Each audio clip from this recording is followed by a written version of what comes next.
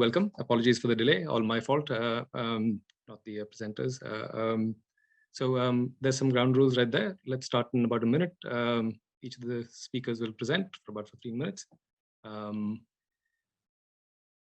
meant to ask you guys, do you want to take questions at the end of your talk, or maybe like grand collection at the end? But let's do some questions at the end of each talk, and then maybe if you have 5 minutes at the end, we can do more questions, collective questions at the end.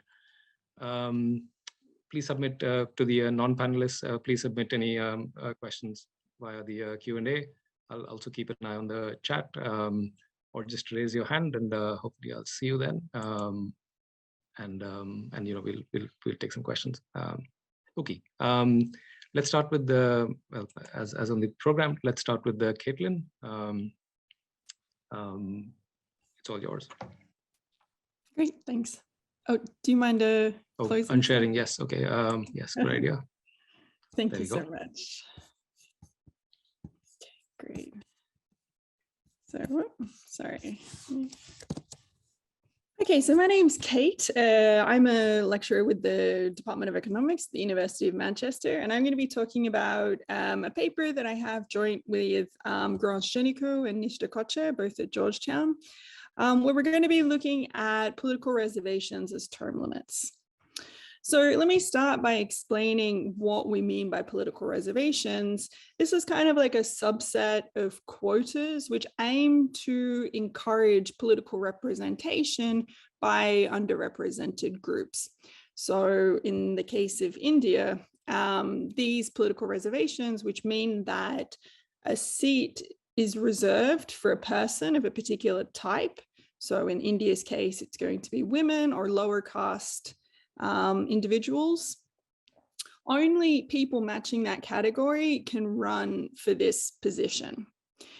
And so these reservation systems was introduced in Indian village councils in 1993.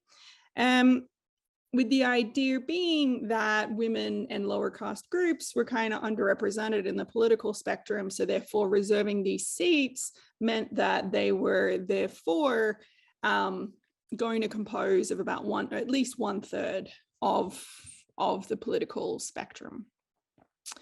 So in many states in India, conditional on observable rules, female reservations are randomly allocated, which is great for us as applied economists, because then I can kind of leverage this randomization for evaluation purposes.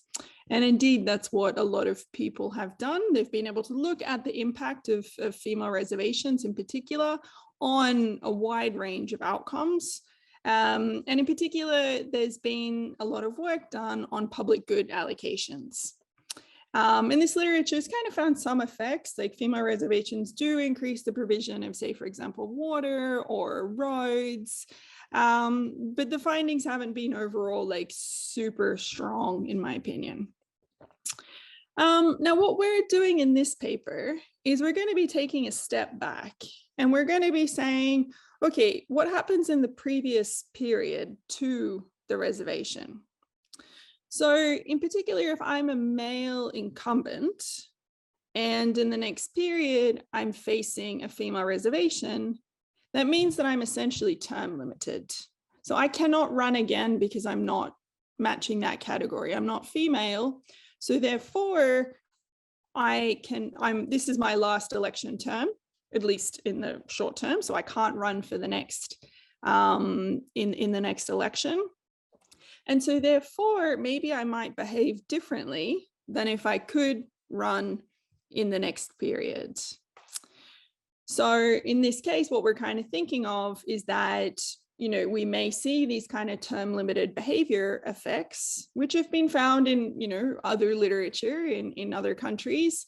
So for example, Federico Fernaz and Claudio Ferraz, we do see that there are effects of being term limited. People behave differently. There's some selection in terms of what types of people are going to run for these seats. And so we're going to dig deeper into this in the context of rural Indian village councils. So essentially what we're going to be doing is we're going to be looking at this term limit effect in the context of local public resource provision. As I mentioned just a couple of minutes ago, we're going to be focusing on the role of village councils and more specifically the role of the president. So the president is going to be term limited. A male president is going to be term limited if in the next period the presidential seat is reserved for a woman. And so therefore we might see some behaviors, some differences in terms of public good provision. Now, the reason why we're focusing on presidents is because they actually have like a relatively large amount of power. So when reservations were introduced, this was part of this kind of decentralization of the decision-making process in politics. And so this was kind of giving more power to these local village councils in terms of, say, for example, which households were the recipients of anti-poverty programs, and also the construction and maintenance of local public goods. So what I mean by local public goods are things like drinking water, so like hand pumps, sanitation facilities, streetlights, roads, things that kind of people in the very local immediate area would benefit from and would use regularly. So we're not talking about really large construction projects, more kind of like smaller things that occur on a regular basis in a village. So we're going to be looking at kind of these two outcomes here. So now we're going to try and motivate this, or our empirical analysis, by developing or kind of expanding on a standard probabilistic voting model. So by this, we mean that we have some voters who vote in the next election based on the utility that they derive from public resources that they were allocated today in this current election period. With the idea being that if I get more public resources today, I'm going to be more likely to vote for you in the future. The president therefore has a decision, which is he has a fixed budget of public that he can spend on public resources. And he's going to be motivated, for simplicity, he's going to be motivated by two things. So the first is electoral incentives, which is going to increase the probability that he is re-elected in the next period. And we're also going to add this other component, which is what we're calling elite capture incentives. And this is the idea that maybe you might want to give things to people that are elites or that can benefit you in the future. So when you're term limited, what we argue or what we show in this model is that the electoral effect is going to be relatively smaller. And this may mean that the elite capture effect may be relatively larger. So if I am running, if I'm running in the next period, I'm not term limited, then I obviously want to, I'm motivated by these kind of electoral considerations. And so I may want to allocate my public resources accordingly, such that I can, standard pork barreling stuff where I try and give resources to voters.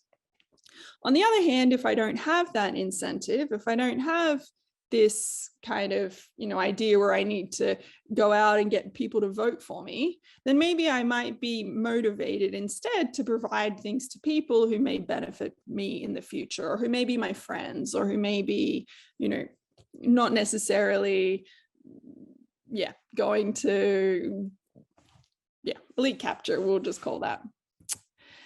So our empirical strategy is as follows. So basically, we have like these kind of public goods and service constructions that occur on a street block, which is kind of like a group of households. And this street block is in a village V. And then we have several electoral periods that we're considering. So basically, our outcome variable is going to be whether or not a public good was constructed on a particular street, in a particular village, in a particular electoral time period. Now, it's important to note that this variable is just due to our data considerations. It's just an indicator variable. So we don't know the size of the construction. So for example, we don't have a value. It's just basically a 0-1 variable as to whether this public good was constructed or not on this street.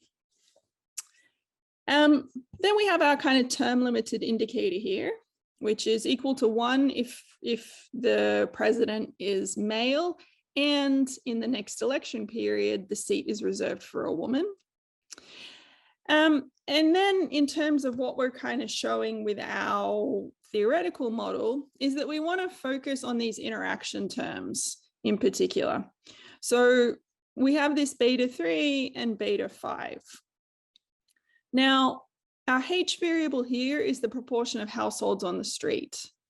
So if we're thinking that the president is motivated by electoral incentives, then he's going to want to give relatively more resources to street blocks with a higher proportion of households, with a greater proportion of households.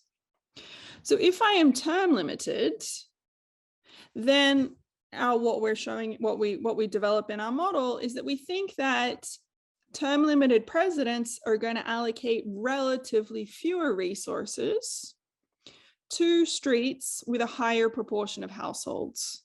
So in other words, we're going to expect this beta 3 to be either 0 or it's going to be negative. Okay, we don't expect strong effects here for term limited presidents because we think that this elite capture incentive is going to be reduced. The electoral incentive is going to be reduced. On the other hand, if we think that presidents are going to be relatively more motivated by elite capture incentives, and if we think about who the elites are in a village, that in the context of rural India, that they're going to be maybe large landholders, then we should expect term limited presidents to allocate relatively more resources to street blocks with larger landholdings. Now, we of course are flexible in our definition of elites, and we consider other kind of categories of eliteness. So for example, income or education or even caste. And I'm going to just present to you guys the results for large land holdings because we think that's most appropriate. And indeed, that's where we see most of the effects. The data that we're going to be using is the Rural Economic and Development Survey for India. It's a really large, nationally representative data set, which covers about 250 villages. And we have about 3 electoral periods to work with. If you want to believe us that we think we can interpret this beta 5 and this beta 3 causally, or these results causally, then it relies on the fact that this T variable here is exogenously determined. And what our main argument for that is that conditional on control, so for example, conditional on district fixed effects and on electoral time fixed effects, that reservations are randomly allocated. When we do a bunch of balance checks, we don't find any significant differences between villages that have a term limited president and those that don't. And also we have a lot of evidence to show that, the future status of the seat is not known at the time when elections are being contested. So you don't have to worry about a selection effect. Basically what happens is that you find out whether your seat is being reserved, about, 6 to 12 months before it actually happens. So just to kind of present to you what we find, if I draw your attention to the rows bolded, so this one here represents our beta 3, which is our electoral effect. And what we were thinking is that for term limited candidates, this variable is either going to be 0 or negative. And that's essentially what we find for all the public goods that we consider. We're finding weak or negative effects. So in other words, we find that term limited presidents are not really motivated anymore by electoral considerations. Now, what we do find is in terms of the elite capture effect.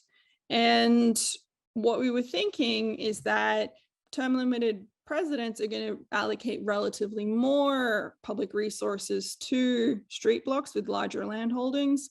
And that's what we find for electricity, streetlights, sanitations, and irrigation. Note that water is negative. That's kind of interesting. And the reason for that, just really quickly, is that, first of all, it comes down to preferences. So elites don't actually want hand pumps. And the second thing is that in terms of monitoring for corruption, most of the monitoring tends to focus on hand pumps. So if you're a term limited president and you want to, act as though you're kind of following the rules and allocating resources to people that need them the most, then you don't want to, you want to focus on giving hand pumps to the poor areas. So we think that's what's driving the negative result here. These results are relatively large. So for example, at the 75th percentile of land holdings, which is about 143 acres, these guys are about 10 to 13% percentage points more likely to receive new construction than the 25th percentile. When we consider findings at the household level, so for example, these anti-poverty programs, we also find, really similar elite capture effects. So for example, really rich households, so those guys with really large land holdings, are much more likely to have these anti-poverty cards, below poverty line cards, which give you access to low cost goods and services. These have especially large elite capture effects, so they're way more likely to have these kind of cards when the president is term limited. Again, we find that land is kind of the most robust specification. So we feel as though our definition of elite is kind of represented by land holdings. It's not that this is being driven by caste. And we have a bunch of robustness checks that we do to make sure that this is not being driven by, say, for example, past provision or something along those lines. So just to kind of sum up, we also find that these results that we have are being predominantly driven by lower cost president. So if we kind of add like an interaction term for the cost of the president, we find that that is strongly significant. So this kind of suggests that maybe this elite capture effect is being driven by quid pro quo considerations. And that's something that we want to kind of pursue looking at in the future. But kind of more broadly, what we think the takeaway of this is that we think that these findings have implications for how we think about reservations more generally. So when we're evaluating the effect of the reservation, when we're running a regression with the reservation as kind of our variable of interest, is the coefficient on that really the effect of the reservation, or is it the effect of what happened before? So suppose you're kind of on this steady state public good provision and you have a term limit, or you have a reservation that's upcoming, you have a term limited president that shifts the allocation towards, say, for example, the elites. And then in the next period, the reservation shifts it back. When you just consider the reservation, then you think that, these reservations are allocating relatively more to kind of like, lower cost and different types of households, when really maybe that just might be the effect of the term limit. So great, thank you so much. Okay, gosh, that was incredibly efficient. So we can take like a couple of quick questions now, and maybe more questions later at the end. So if anybody wants to raise a hand or put a question in the chat, that's fine. Otherwise, I'm happy to move on to Ryan, I believe, who's next. Yeah. So Ryan, I assume that's. Am I allowed to ask a question? Yeah, fine. Go for it. Yeah. I was just. This is maybe just an operationalization question, but I'm wondering if this is, you kind of frame this as a story about efficiently targeting the poor versus not, and I'm wondering if this is instead more of a story about political pandering, that what's going on is I'm facing electoral incentives to what do I need to do? I need to target very dense areas where the marginal return to my investment is very high. Yes. Whereas when I'm term limited, then maybe there's incentives. Maybe the most efficient investment is not to do that, right? The most efficient investment is to go where the businesses are, or to go to kind of low population density areas where that are kind of excluded from other forms of investment. And so that doesn't challenge your findings, but I'm just wondering if you can speak to interpretation at all there. Yeah, so one thing I should have probably pointed out is that the land that the people own isn't actually on where the households are located. So you could have a very dense street filled with really rich landholders because all their land is outside of the village.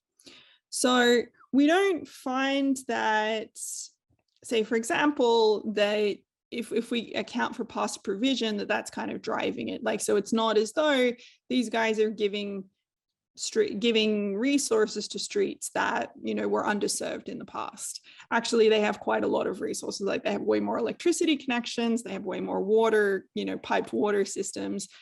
So it does seem as though, at least what our results are showing, is that this is really giving money to, you know, things to people that are not the worst off in the village, or that don't seem to be, you know, really needing that sort of stuff. Yeah, it's interesting. Thanks. No worries. Okay. Can I ask, sorry, do I have time? Yeah, go for it. Okay. No, I think this kind of focusing on the redistribution, I think, is a super interesting angle of this. But I was also just curious about stepping back, just like the main effect, you know, I was having trouble interpreting the coefficients on the main treatment variable when the interactions are in there. Like, what do you find on just the effective term limits on public good provision full stop? Oh, that's a good question. I cannot remember that off the top of my head.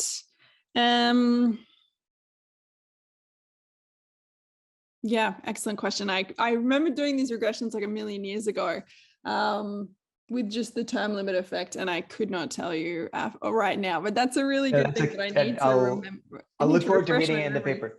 No, because I think kind of this way you framed it in the I guess in your conclusion about saying, you know, this can color the way that we think of kind of prior research on, you know, the kind of, there may be this mean reversion going on in some of these other studies that purport to show the effect of reservations, I think is really interesting, and it makes me want to, I guess, you know, you could go through the exercise of comparing, you know, against older measurements, kind of older measurements of public goods, rather than kind of the ones right before the changeover to reservations, to see whether those prior studies kind of still hold up.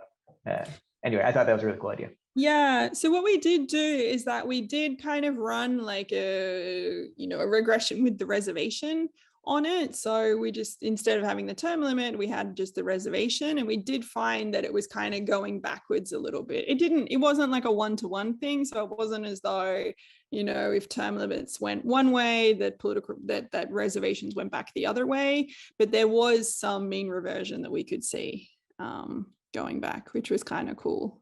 Cool. This is super interesting. Thanks. Yeah, thanks. Just a quick question, maybe if I may. How should I think about the rotation, right? So there are some states that randomize once and then they rotate through, right, over 2 or 3 election cycles. Yeah. How would that affect your study? Because then, of course, I can predict, right? Yeah, when exactly. will I be term limited?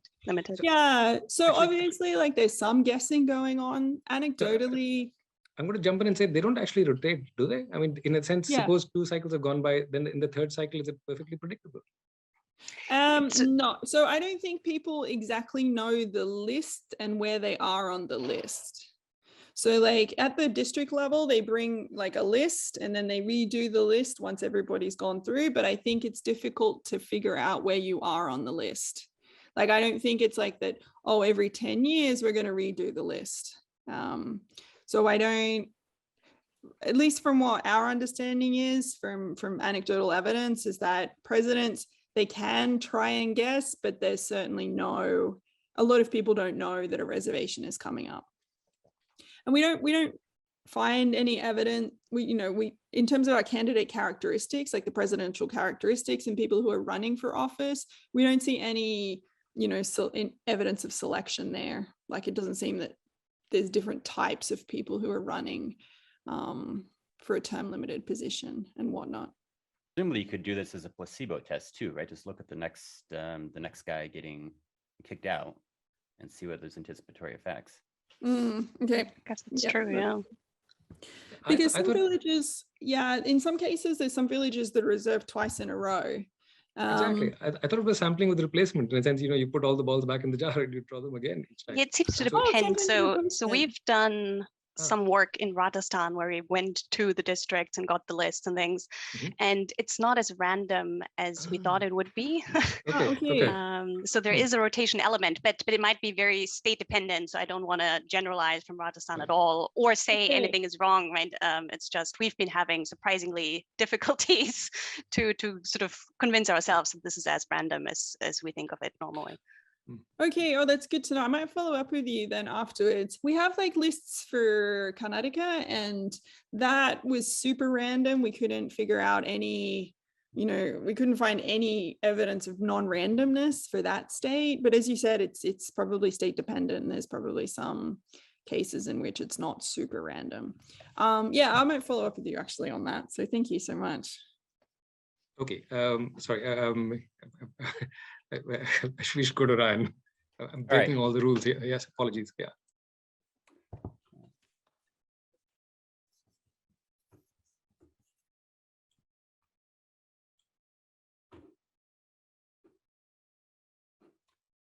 All right, hopefully everyone can see that. Yeah. So this is a project I've been working on for a while with Brigitte Siem, who's at UNC Chapel Hill.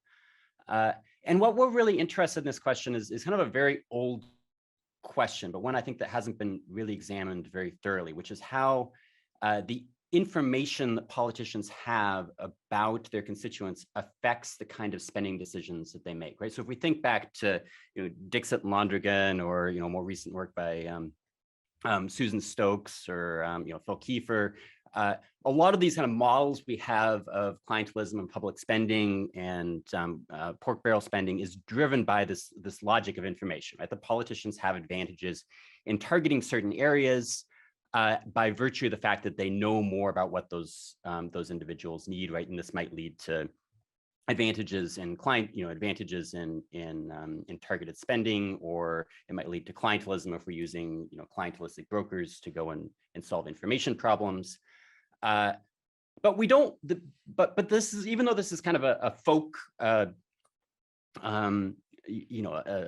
folk knowledge in the community, we really don't have much evidence on what politicians actually know, or whether politicians actually respond to incomplete information in the way that these kind of distributional models would suggest. And so what this project is it's an attempt to try to evaluate this in a field experimental setting. So we're going to replicate a real public spending decision where politicians are making decisions about the allocation of education goods in Malawi. And we're going to look at how politicians are responding to the provision of information about constituent needs. So our basic model here is one of costly effort, right? We're thinking of politicians that need to get information about their constituents, right? They want to spend effectively, they want to spend in ways that maximize votes, but they can't do so perfectly efficiently because information is costly. And this is particularly true in these kind of developing contexts. We're doing this study in Malawi, where government statistics are very difficult to come by, or frequently inaccurate, and politicians, as a result, seek cheap but credible heuristics, right? So they tend to rely, I'll give you some statistics in a second, to show that politicians are oftentimes relying on very personal kinds of knowledge. They're talking to community leaders, they're talking to chiefs and other people within kind of this elite community social network in order to get information. The result of this is that constituency knowledge is biased, and it's biased in particular ways. It's biased in ways that advantage those that have the access to the politician's ear, right? Those that are sitting in the constituency development committees, or are on the kind of the electoral circuit where politicians are visiting. Those areas are going to be advantaged with respect to the provision of information to politicians. The result of this, of course, is that the outcome of public spending is going to be inefficient as a result of incomplete information, right? Because these heuristics are biased, politicians are going to have a harder time responding to citizen demands. And And so our overarching hypothesis here is that if we can provide credible and relevant constituency information to politicians, we're lowering the costs of information provision, and this should improve public spending, particularly in these communities where information gaps are greatest, right? Particularly in these places where politicians have a harder time getting information because they're not part of their social network, or they're very remote, or there's other access difficulties that those communities face. So how do we test this?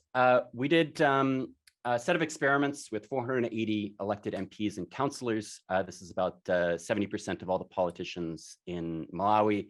We tried to reach all of them. Some of them were out of town.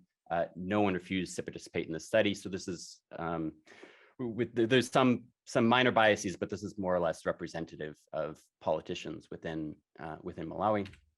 What we did is we approached these politicians in person. So we had a representative of a development NGO approach these politicians in person, tell them that we want us to provide some education goods to their community, and ask them to make a decision over which primary school in their constituency should receive these education goods. Now, this is a real decision, so we didn't give goods to all of these schools, but what we did is we entered all these schools into a lottery, and about 20% of them were selected to receive these goods. So they're, these are, just goods that are needed by these communities. They're solar lamps and roofing materials and that kind of thing.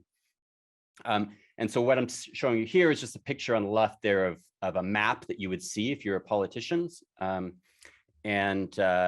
this is what politicians are doing is they're making 3 decisions about 3 sets of schools. So you would see 3 maps like you'd see on the left here, and asked to make a decision on each of those maps over which school should receive either lamps, dictionaries, or teacher supply kits, with the order being randomized. The treatment here then is the provision of information. So we have a fully crossed factorial design where we're providing on those maps, so written on those maps, 3 pieces of information. Either what we call need information, which is basically some statistics on the number of students per classroom, number of students per teacher, and the number of temporary and permanent classrooms. So this is effectively a way to measure the extent of facility and teacher overcrowding in a particular school as a proxy for the kind of facility level needs of that community. We provide 4 and 8 information, which is directly collected from all the major donors in the education sector. And this is providing the number and type of projects over the last 5 years. And then we provide political information, which is just the percentage of votes received by the incumbent in the nearest polling station to a school. And then, of course, there's a control group that doesn't receive any information at all. Additionally, so I should say this is this treatment is assigned within politician blocks, right? So each politician is being allocated 1 or more of these information treatments. And then on top of that, at the politician level, we're assigning a transparency treatment. So half of the politicians are receiving a message saying your decision is going to be transparent or it's not going to be transparent. So transparency here either means that we're announcing their decision on local radio. So we took out an ad on Zodiac, which is a community radio program. And we basically, we wrote up the script, showed the script to the politician, explained that their decision is going to be announced on the radio. And then we also send a report to donors, so all the major donors in the education sector. We send a report saying, here's exactly what this politician decided to spend these resources on. So our prediction then is that these things that should interact, and the reason they should interact is because we think that transparency matters for the demand for information. Right? We might think that that politicians aren't going to respond to information about remote areas because remote areas are not very politically important. Right? They're less likely to vote. They're low density communities. And so we might think that it is important both that we provide information, but also we create some kind of demand by increasing the transparency of that information. So just to give you some brief statistics here on where politicians are getting information. So this is interviews we did with politicians after the experiment, asking them where they get information. And almost universally, no one's mentioning getting any official statistics. People don't rely on government bureaucracies or statistics in Malawi. Almost universally, they're getting information either directly from citizens or from area development committees, which are basically village leaders that are meeting on a regular basis to feed information up to politicians. So within these kind of community level elite networks is where politicians are getting information. So first, getting into the results, what I'm going to show you first is just what politicians know about their communities. So this is based on a series, effectively a quiz that we gave all these politicians about their constituencies, asking them about the characteristics of schools within their constituencies. And what I'm showing you there on the left is just the average response. So, on average, politicians are getting about 40% of questions right. But this varies a lot across, so these are all multiple choice questions. So it's like, select the school that has the highest number of votes or the highest percentage of, with the least number of classrooms. So they're getting about 40% right, which is not particularly high for a multiple choice test. But there's a lot of variation across the type of question that we're asking. So politicians know the most about the characteristics of schools, right? They're able to do, pretty good on guessing, which school has the most students. Once we start to ask about questions about votes, they do a little worse. I think a little over 30% can do a pretty good job saying where they got the least percentage of votes. This may just be because it's a ways away from the election. Where they do particularly bad is with donor projects. I think consistent with what we know from other studies, politicians know very little about what donors are doing within their constituency. What I'm showing you here on the right then is information on at a school level, right? So I'm regressing the whether or not you got a response correct about a school on some set of covariates to give you some indications about what geographically, where do politicians know more and where do they know less?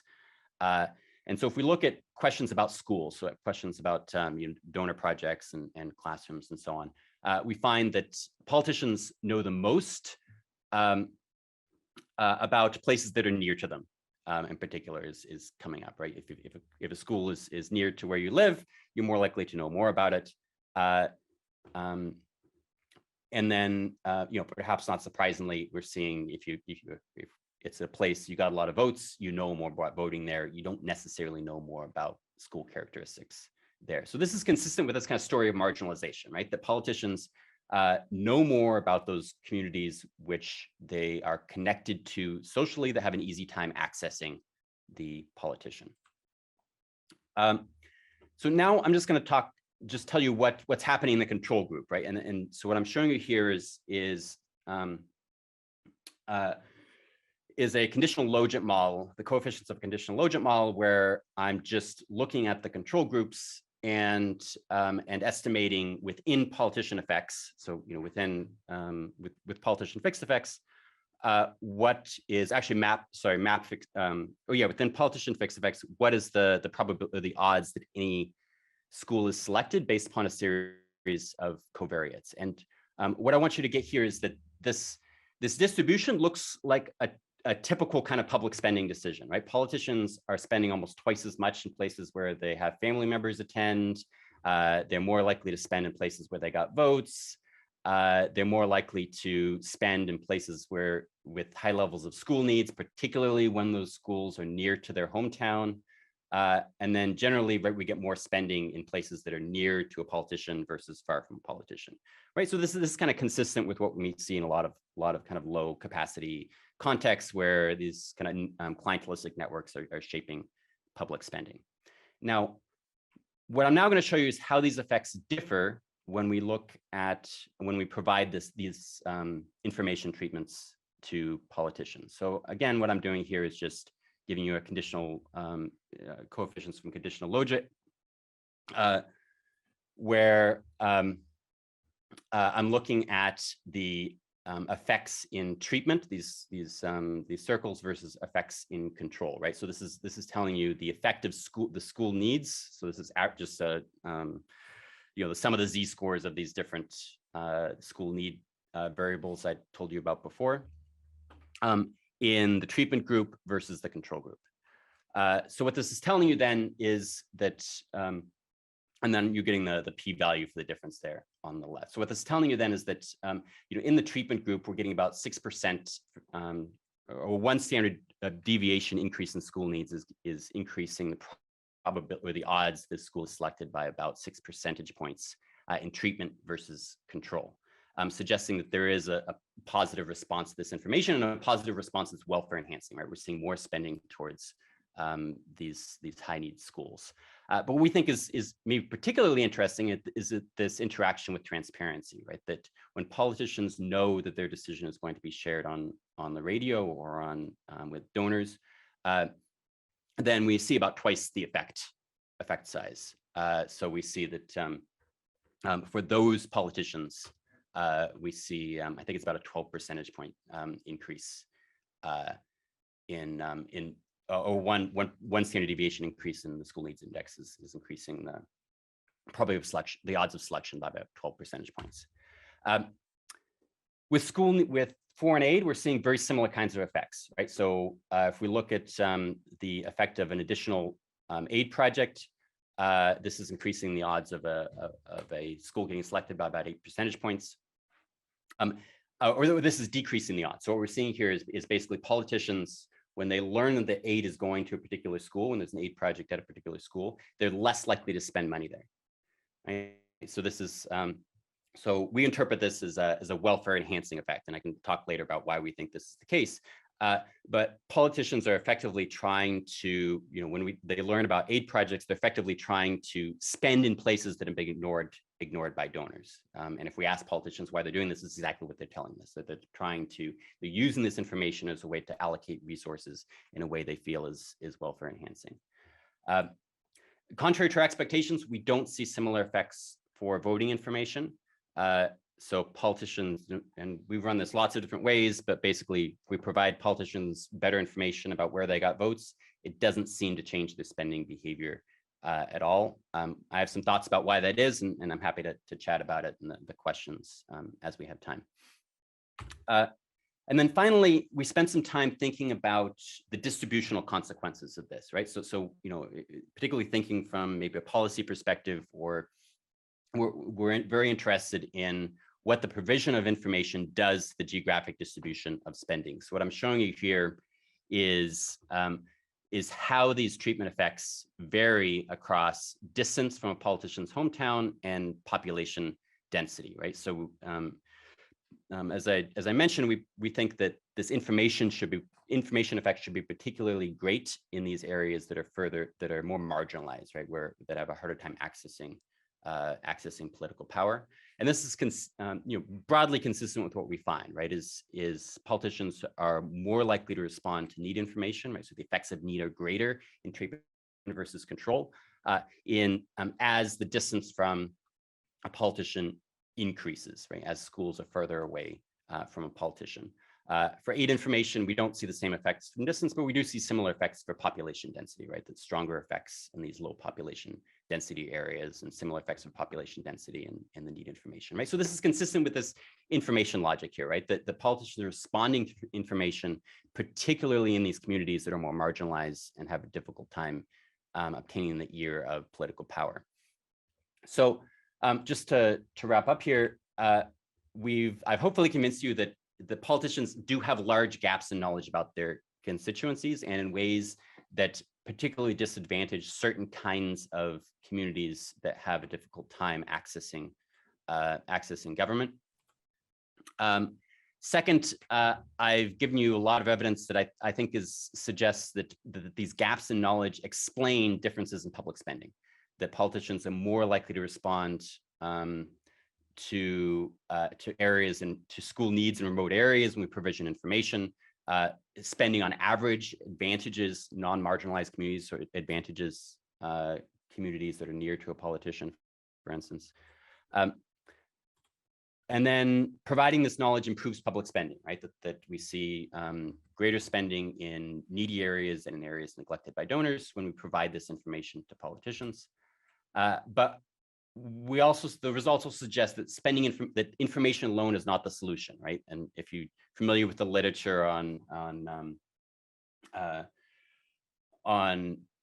information provision to politicians, it's kind of a, it's a wash with null results, right? We're I think one of the few studies that have found null results of providing information to politicians. And I think part of the story is this demand versus supply of information, right? Is providing information is oftentimes not going to be effective when politicians don't have an incentive to consume that information.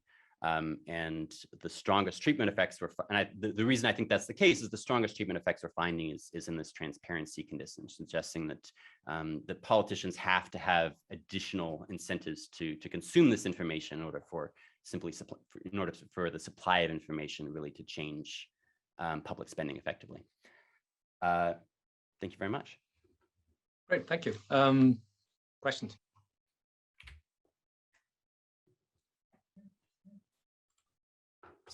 Kate, were you going to ask? Oh, yeah. Oh, sorry. So I'll go. So I just wanted to follow up with you on your last point that you made. So so there's presumably information is there. It's just that politicians aren't going out and getting it because there's no incentive to. Why is there no, why don't they go and learn about constituencies so that they can spend money there and then get more votes and then increase their electability? Yeah, so certainly, right, and politicians have an incentive to go and get this information, right? The problem is they have incentives to get that information up until the point where the costs of getting that information, is greater than the marginal returns, right? So the problem, one of the biggest complaints. So most of our findings within counselors, one of the biggest complaints that counselors have is that the government has not provided them with motorbikes to go and visit their constituents. So travel costs are a real constraint for a lot of these politicians. And then it's also a constraint for citizens, right? So I showed you that most of this information is coming from these area development, village development committees. The way that happens is you have to have one or more village headmen that's leaving their community, driving to wherever the chief is, wherever this meeting is happening on a regular basis in order to communicate information about community needs to politicians, right? So it's both these costs of transport as well as just the kind of the kind of typical social network effects of information that we see in a lot of studies, right? That politicians know more about elites almost anywhere. In part because they're interacting with elites. And this is, this is true in the US, it's true in Sweden, it's true in lots of places. In Malawi, the way this manifests is more about community, the elite of communities, right? Those that are near to the politician, those places where you have family members, those that are within your kind of family and social network. Yeah, that's super interesting. Okay, actually, it's really interesting, and I have a bunch of questions, but I'm going to exercise self-restraint and save it for later.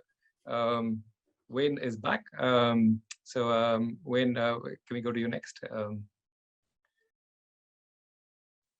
Yes, I'm back. Thanks, everyone. My Zoom got tired, but it looks like we're okay now. So apologies for that. Okay, let me share my screen. Okay, can everyone see my screen? Good. So this project is co-authored with Francisco Garcias at UCSD and Bruno Lopez, who's now at Amazon. And we're looking at the relationship between building infrastructure and getting votes. We're going to leverage a bunch of different sources of variation in Mexico to try and answer this question. So first, let me just talk a bit about why we should care. So in particular, we're focused on urban infrastructure here. And the reason that this matters is that the population of the world is getting ever more urban, both the population of the world at large and the population of the poor world. It's predicted to be about 2/3 urban by 2050. And Latin America is way out ahead of this trend. It's already 80% urban.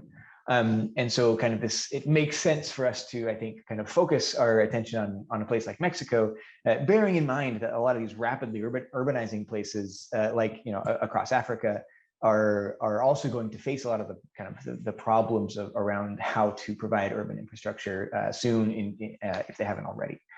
And so kind of there's a lot of work on the benefits of urbanization, these agglomeration economies.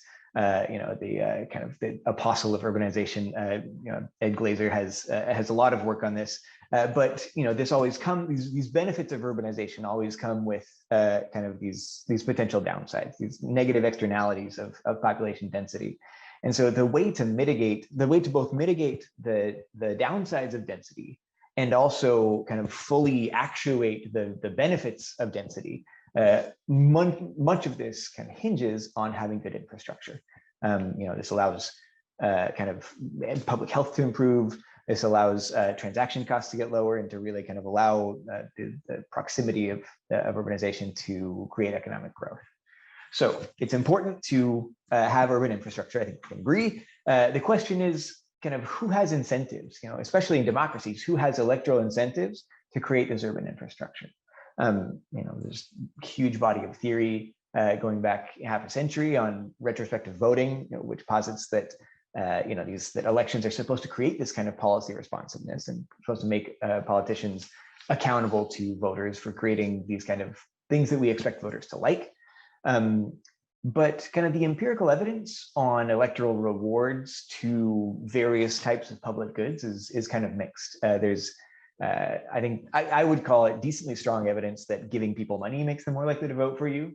But this is kind of just this is a redistribution of resources, and kind of creating public goods is a fundamentally different type of government activity because instead of just redistributing resources, it's kind of laying the groundwork for the pie to get bigger overall. So I think kind of figuring out whether public goods themselves carry electoral rewards for the people who provide them is something that is an important question to figure out, and surprisingly ambiguous in the current literature. There aren't that many studies because it's just rare to find exogenous shocks to public goods, and those that do exist are not kind of uniformly positive.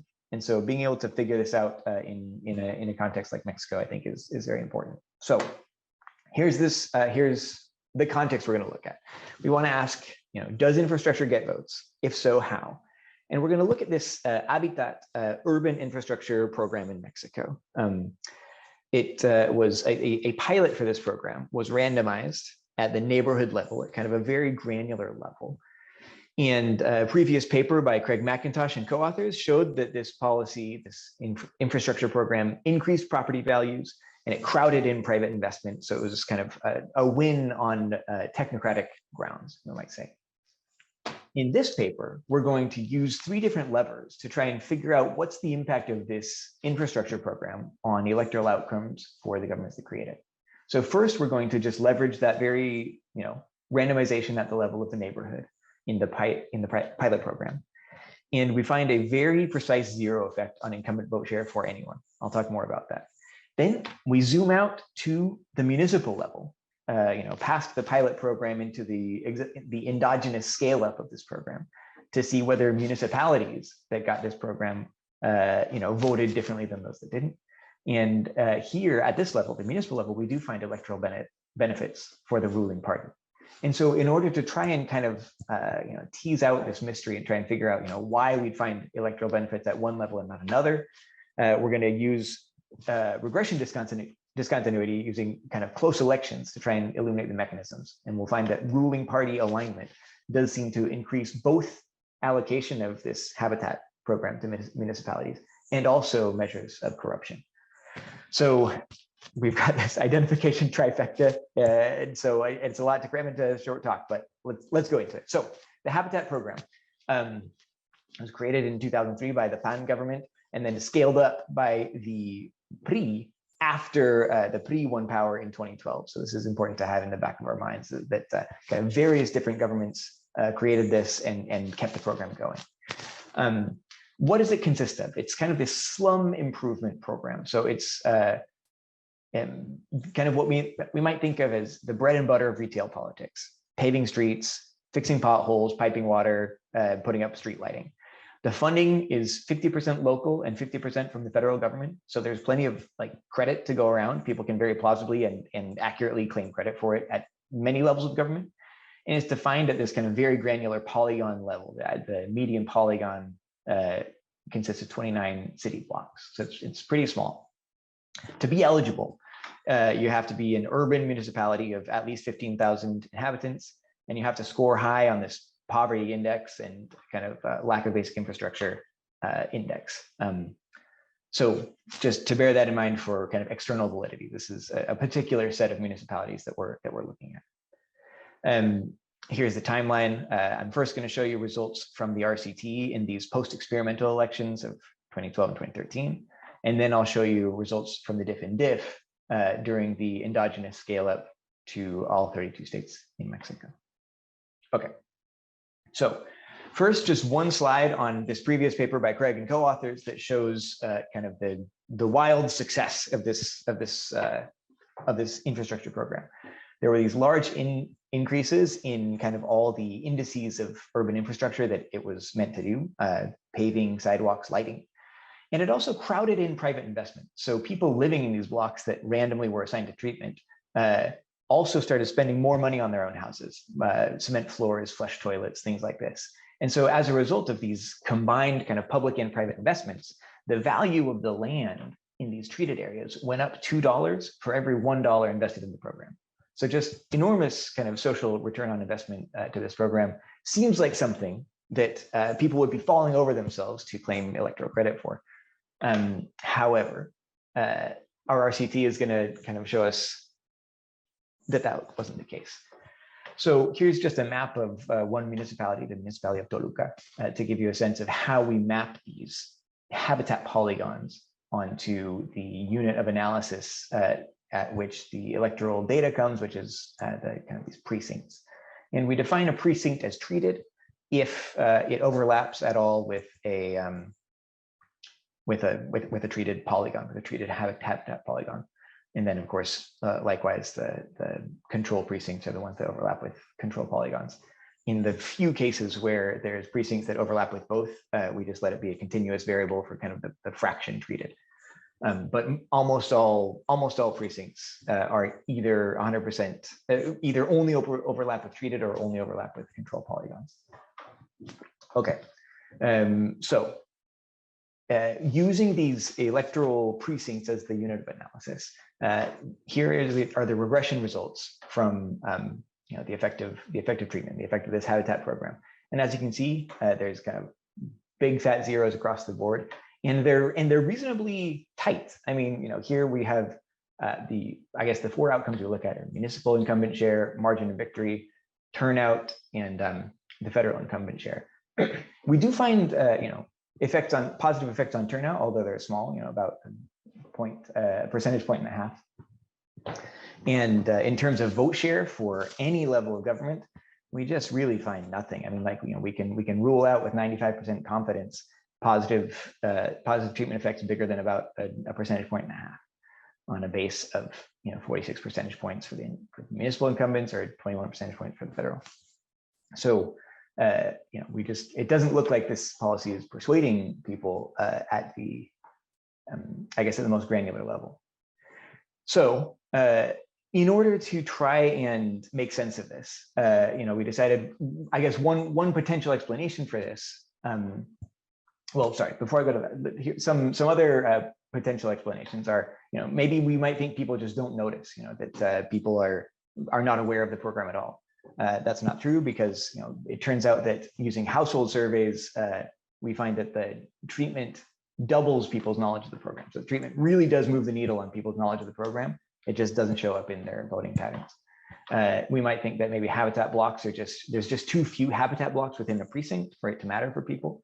But even if we look at the precincts that are kind of most saturated with habitat blocks, we still find nothing. And then we might think that habitat is just kind of a drop in the bucket of municipal infrastructure spending. It turns out kind of the median municipality has 8.5% of its infrastructure budget is made up for by habitat. And even if we look in the places where this is a really big fraction, we don't find anything. So One other potential explanation could be that maybe this has to do with targeting. Maybe just randomization is a really bad way to target, goodies, and that if we allow politicians to target it endogenously, that they'll be able to get electoral benefits from it. If so, then we might expect to see effects at the municipal level, even when we don't see them at this very granular neighborhood level. So that's what we do in looking at the diff and diff. In the post-pilot, the post-experimental kind of endogenous scale-up, we use variation across Mexico in different municipalities and variation across time to do a diff and diff model that uses time and municipality fixed effects to try and recover the effect at the municipality level on electoral outcomes. And here we do start finding stuff. We still, the coefficients are positive for incumbents broadly, although they're not statistically significant. But when we look at the coefficient when we look at the outcome of the ruling party candidate winning, the PRI is the nationally ruling party by this point, and we find that these guys are more likely to win in municipalities that get habitat, especially when they're incumbents. This is all being driven by places where the PRI is an incumbent. So in order to try and, again, to kind of tease this apart and figure out what's going on, we have kind of a couple potential stories. One is the one I mentioned before, which is that politicians are better than random at targeting, and this is testable if we can get the precinct level habitat allocation data and electoral data from the endogenous scale up. This is a big data task. We're actually still working on it, but this is something that we want to do. In the meantime, another potential story is that these habitat funds might be arriving to municipalities and then being diverted to electioneering rather than being spent fully on infrastructure. And this could be a way that getting habitat funding to your municipality helps you win at the municipality level, even if it doesn't have any effect at the granular neighborhood level for by persuading people who are actually getting their potholes fixed. So one way in which this hypothesis is testable, or at least in which we can find suggested evidence for it, is to test whether ruling party control affects habitat allocation and whether it affects corruption. And so here we're going to do NRD, where we're going to use close election RDs to compare municipalities that barely elected a mayor from the ruling party versus those that barely did not, and see whether there are differences in habitat allocation. So it turns out that there are in these close elections, mayors that were elected from the ruling party, or I guess municipalities that elected a mayor from the ruling party, were 4 percentage points more likely to get habitat allocated to the municipality. And this is on a base of 6 percentage points. So this is a pretty big effect. And it turns out that this is also true, or that there's also a similar kind of partisan alignment effect on corruption. Now, there's a big caveat here, which is that we don't actually have corruption data on the habitat money itself, or on kind of the pot of money from which habitat comes. But we have these audits from an agency called the ASF, which is auditing kind of a separate pot of money that's coming from the federal government to municipalities, and which is supposed to be used well. And we find that these audits are more likely to turn up corruption in municipalities which barely elected a mayor from the ruling party. So I guess finally we can test whether this corruption is happening, whether it coincides with the places where habitat is being allocated. And the answer is yes. If we kind of look at this in the full sample, it's positive but not significant. All the effect on corruption is being driven through these municipalities that are getting habitat. Now, again, I don't want to tell a causal story here, because there's a lot of things that are different about habitat municipalities. As I mentioned, there's all those kind of eligibility criteria for them. But it is, I think, suggestive that kind of the places where partisan alignment causes corruption are also the same places where it's where habitat is being allocated. So I think I'm about out of time. I'm also about out of air. But to summarize, the RCT shows us that this infrastructure program, which is successful on kind of technocratic grounds, failed to directly affect the voting choices of the people who received it. the RD evidence shows that there's clearly some political logic at play in the project allocation because partisan alignment seems to really matter. And then the difference in difference effect evidence shows us that these electoral benefits are kind of arriving at the municipality level for those municipalities that are aligned with the ruling party. So again, this points us in at least two possible directions. One is that this endogenous targeting is just more effective than randomness. And it's also possible that kind of the suggestive evidence we have on corruption may actually also be causal. And as I mentioned before, we are currently gathering more data to try and especially interrogate this first hypothesis more. So thank you so much. Looking forward to your comments. Okay, great. Thank you, Wayne. A really short yes/no type question we can do.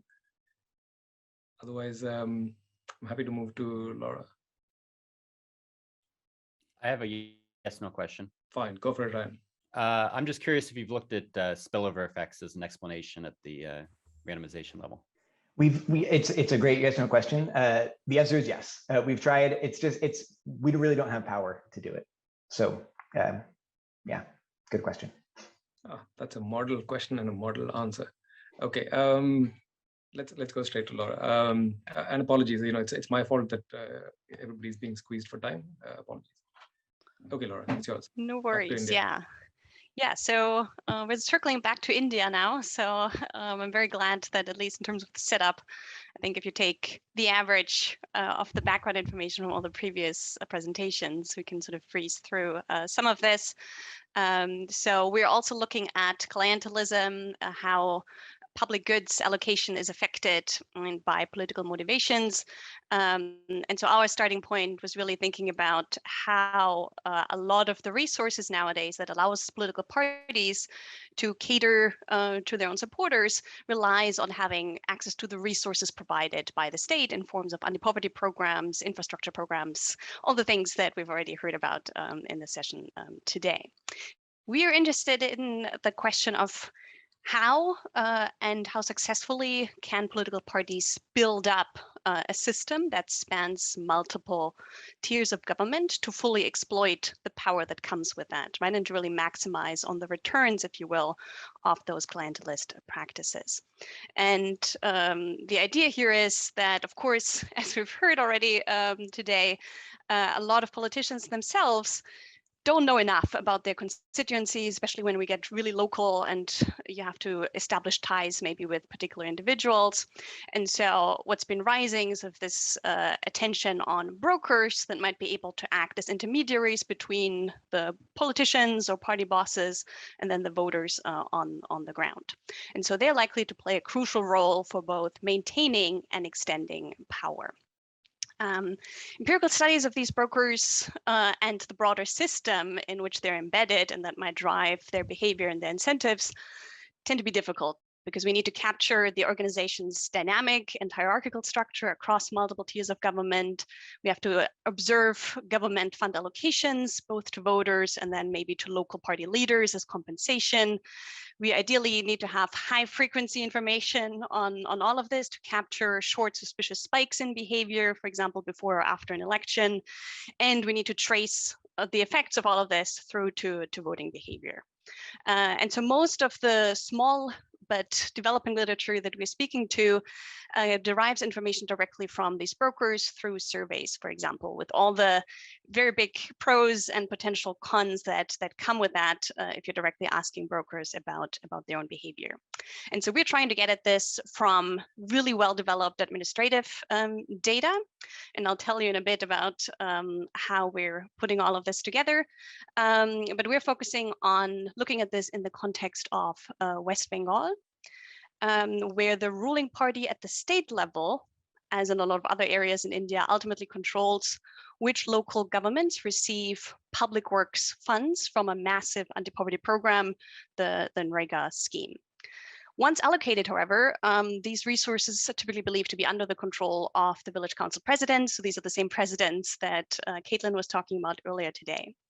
However, there are a couple of things that are different about the West Bengal context relative to what we might be used to when we've heard of similar president studies from other states. And so importantly, in West Bengal, local politicians campaign for village council with explicit party affiliations. So they're identifiable. In most other Indian states, you campaign without party affiliations. So we can observe which political party local politicians are affiliated with.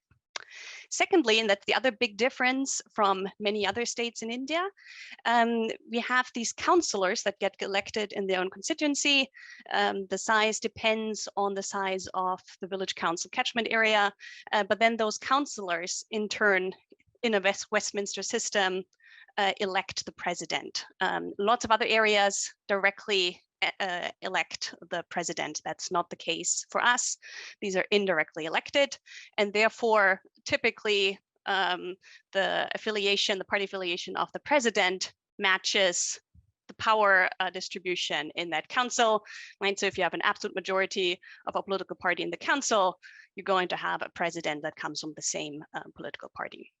So that means that in our case, absolute majority gives the ruling party, and in our case, we'll focus on the AITC or Trinamool Congress in West Bengal, the presidency, and unchecked control over public works funding, which is potentially a big source of patronage.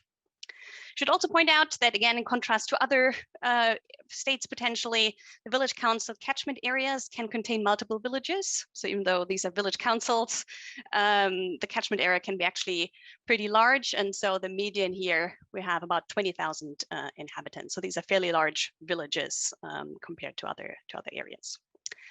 Yes, that's the setup. As I said, we're focusing on the All India Trinamool Congress. Why? The state had a very interesting political landslide election in 2011, where the AITC won state control. We're then mainly focusing on the village council elections in 2013. So once the ruling state party, for the first time in power, competed for local control. And then we're interested in tracing out, well, what happens once you get that local control in some areas, but not in others. And so we're going to look at, well, what happens in the 2014 general elections, right? So if you're going to higher level races, does local control help? And if so, how do they do this? So can we detect differences in clientelism, differences in resource allocation that might be driving this? And then how might this shape the party organization over time? Yeah, so to do this, of course, we need some kind of exogenous variation in whether the ruling party's local candidates control the village council or not. And this is where we'll go to multidimensional RD. We're using quite a few data sources here. So we have administrative records on about 300 million NREGA jobs allocated to individual households across all of West Bengal. We have then polling booth-wise information on election data from the local elections in 2013, the general election in 2014, and then the state election from 2016. We can create crosswalks between villages in the NREGA data set and constituencies in all of these elections to merge this, which was a major undertaking. And that really allows us to exploit this multidimensional RD setup. So think of this as an extension to the standard, do you narrowly win an election or not setup. It's just that in our case, we're interested in, do you hold as a political party the absolute majority in the council, and so in the example here, you might have a council with 5 seats, so the absolute majority would be 3 seats, right? And so the distance from the cutoff, right, is sort of how many votes in this case would you need to have added to actually win that absolute majority. There's a number of metrics we could use to calculate that distance. It's a bit more challenging than in the one-dimensional space. I'm going to show you mostly the one norma taxi metric, which tends to be the most widely used one, but our results are actually robust, and in the paper we have additional results for these other metrics. But so think about this as the distance, right? A council is away from winning or retaining the absolute majority.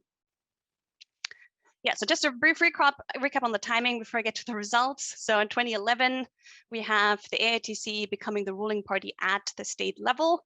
It also provides us with one measure of past support for the AITC to see whether more resources flow into areas with demonstrated support for that party. Then in 2013, we have a local election. This is mostly the variation we exploit for our running variable, and we can actually identify the local officials and observe their behavior in the aftermath. Then we have the 2014 national election, which is our main political outcome. So can you win higher level races if you have control at the local level and to the state level? And then we can also observe what happens to these NREGA allocations in that same time period up to the 2016 state election. And then we'll see whether I can get to some of the party switching results, which would draw on the next local election from 2018. So first thing that we look at is the question of what is the role of local officials in the party machine. And so there's three main results here. So number one, we actually find persistent aggregate misallocation of NREGA towards AITC village council areas. So that's what we're seeing here. So significant jump here at the discontinuity. And so high NREGA allocation to areas where the ruling party is in control, right? So that's a standard clientelist result. We also find that funds are channeled to AITC supporting villages within the village council area, right? So within the catchment area of that constituency, you have multiple villages potentially. And so what we find is that actually there is a very important interaction effect if you actually have the absolute majority, but you also have shown prior support for the political party. And we can do this with two different measures of past electoral support, finding very much the same results here. So more NREGA benefits to areas that have shown past electoral support. And then the third result under this heading is that AITC control actually pays off in terms of higher vote share in 2014. So this is this result here. Again, we have a pretty stark discontinuity here. And so local control means you have an about 2 percentage point increase in the vote share for the AITC candidate in the national level races. Yeah, so that means we have clientelism, and it seems successful at delivering votes to higher level races. Second question we might care about is then, well, how are local AITC candidates paid or compensated for their efforts? And so the first thing we document is that AITC candidates actually receive extra pay above and beyond what other households in the same area receive. You can think of that as maybe a reimbursement for effort. You can think of it as maybe a payment or other form of compensation. What we found really interesting, however, was that these payments are not conditional on those politicians actually being the winner of their own races. So what we can do is we can look at all the candidates who ran in the local election in 2013. Some won their races, some lost, but winners and losers of these local races of the ruling AITC party both receive sort of these excess payouts above and beyond what a typical household in the area receives. So this is not just self-dealing of the person who is in power giving themselves more money because the losers are not in office, right, and so don't have that same power. They need to rely on someone else in the party machine to channel these resources to them. So that suggests to us that potentially these losers are also really important because they have a network and they can do campaigning for these higher level races. And so that's not entirely at least conditional on actually holding office as long as the party is in power at the local level. We also find sort of a pretty suspicious spike here that we found interesting. It's a bit less maybe soundly identified than some other results that we have. So what we show here is the really the payouts to these AITC candidates. The dashed line here is the election week in 2014. And what you can see here is that the AITC candidates in areas where the AITC controls the local village area see sort of this quite substantial spike here in the immediate aftermath of the election. There's also a spike, or a higher level, I should say, before the election here compared to areas where they're not in control. And this is just a placebo showing you that this is not just seasonal variation that would show up predictably every year. results that I'm not showing here, but we have in the paper, we can actually show that that spike here is larger with the larger number of votes that are being delivered. So if the election payoff is higher for the national level races, the local candidate actually receives a higher bonus payment here. And then lastly, get briefly at how are local AITC candidates recruited. So one thing that we find is actually that there's a lot of party switching going on, but predictably a lot of party switching to the AITC. And we find that mostly it is actually the opposition candidates that are sort of highest ability that switch to the AITC. Now, we can't fully say, are they being recruited by the AITC or are they incentivized by maybe monetary incentives or other ideas to switch party affiliation. But what this does is that by the 2016 state election, we actually find that the control group effectively gets treated as well, because in a lot of these areas, you now de facto have the AITC in power as well. So our discontinuity that was quite pronounced in 2014 is actually completely gone by 2016, showcasing that sort of the political party expands its grip on power and its ability to stay in power in a lot of these areas. And so I'll stop here. So as far as we know, this is the most comprehensive empirical evidence that we have on the working of a political organization across all of these different hierarchies. And I'm very looking forward to any questions or comments. Gosh, thanks, Laura. That was great. Questions. I've noticed in the other sessions also that it tends to be the panelists who ask all the questions. So attendees, feel free to raise your hand or whatever. But don't let that stop you, panelists. So go ahead. Okay, now effectively, go for it, Ryan. So I'm curious if you know anything about the electoral financing and how it works here, right? So, because I can imagine that part of what's driving this is you've got some kind of elite financing network that's driving differential income or payments to politicians who are campaigning rather than being elected, which could drive these interesting effects across the RD. Yeah, no, that's a great question. And we wish we could observe this a bit better, right? Because in some sense, we're looking at one way in which you could get compensated, right? Which are these excessive public works payouts.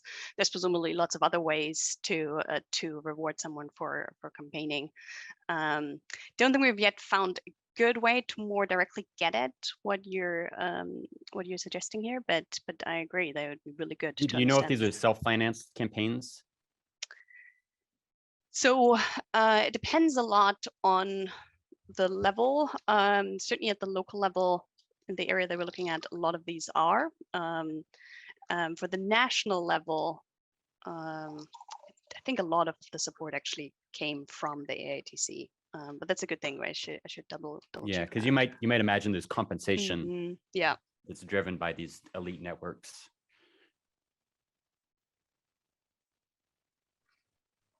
Other question?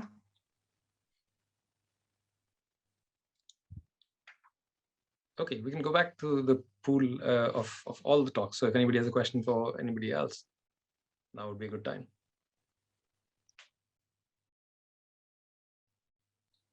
Yeah, I feel bad. I missed most of Ryan's talk because of technical difficulties. So if this was already covered, my deep apologies. But I think that the whole question about kind of what politicians know about the constituents is super interesting. And like you said, it's your findings are kind of in contrast with like the Dunning et al. Medicare stuff. So when you were talking about this, you mentioned kind of information. You mentioned that like the technology of getting information requires a motorbike.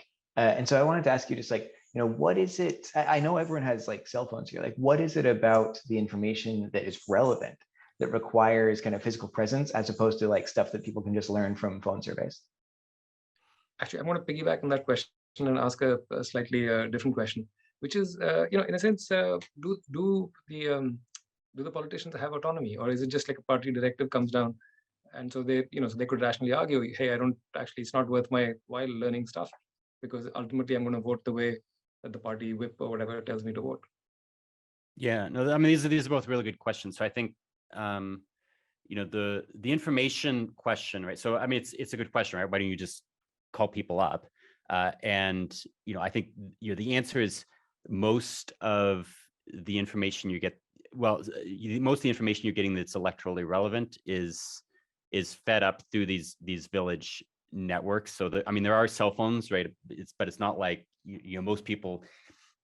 I've done a bunch of cell phone surveys in this area, right? If you do a cell phone survey, you run into this problem that almost everyone relies on the chief or the village headman for their cell phone, and they charge it, once a day. So it's not like you could just call someone up and say, hey, how are things going today, and do like a survey as a politician. And just as a practical matter, right? Is if you go and we did interviews with 110 of these politicians, basically trying to get at where you're getting information. And no one's relying on technology as the way to do this. It's almost all interpersonal interaction, right? I mean, this is all politics is personal, right? This is a lot of the way you're getting information is just face to face, shaking hands, old fashioned kind of campaigning. So yeah, I mean, it's a good question, but I think as a practical manner, physical interaction is really an important mechanism here. The party organizational question is an interesting one. I mean, Malawi is a context where party affiliations are incredibly weak. So these councillors are switching party all the time. A lot of them are independent. And it's not like a lot of these parties in sub-Saharan Africa, right? That it's not. There's not strong programmatic attachment to these parties, right? People are voting based upon public goods distribution rather than programmatic attachment to particular parties.